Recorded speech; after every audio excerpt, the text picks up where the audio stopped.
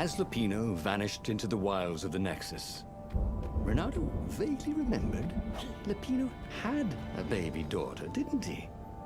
And he told her mother he was going out to get some Easter eggs, and he'd never come back. But Renato was relieved not to carry the core anymore. He was already feeling better. And who knows, maybe this time Lupino would get it right. And if Renato could take the outpost, he'd have access to all the Empire's communications in this sector, right?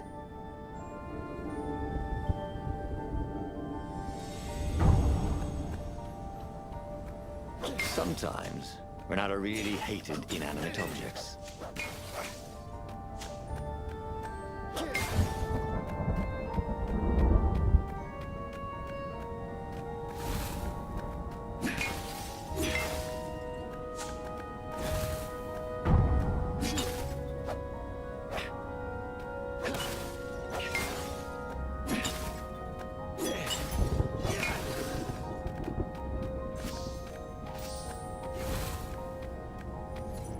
Who needed bridges anyway?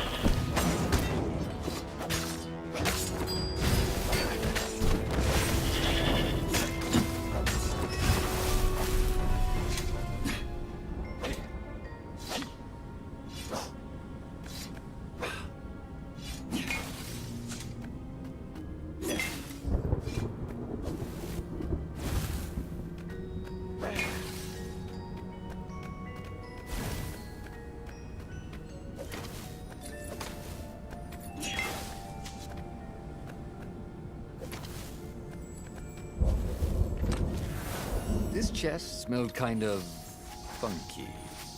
He hoped he didn't get it in his clothes.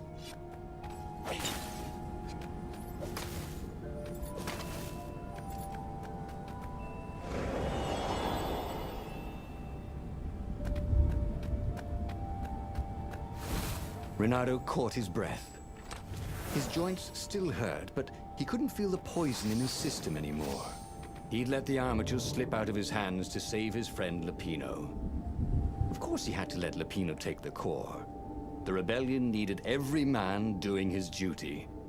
And the rabbit would be no good taking on an Imperial outpost, right?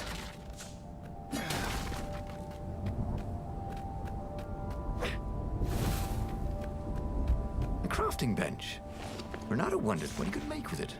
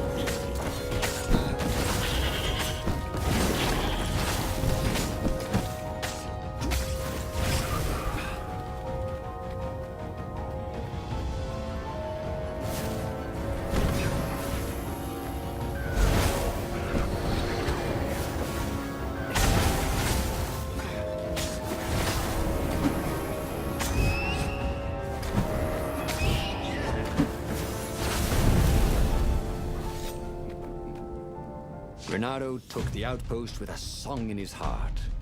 Soon, he was stuffing his sack with key messages from and to the fleet. One message caught his attention.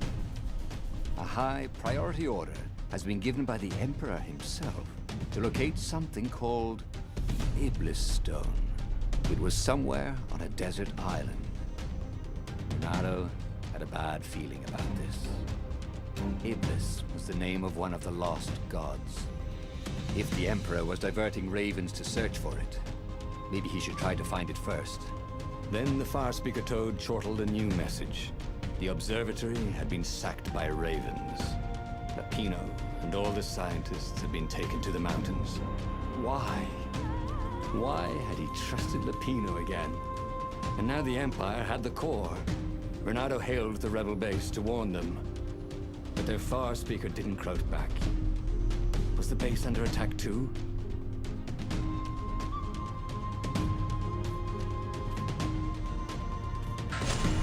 Who knew what was going on at the base?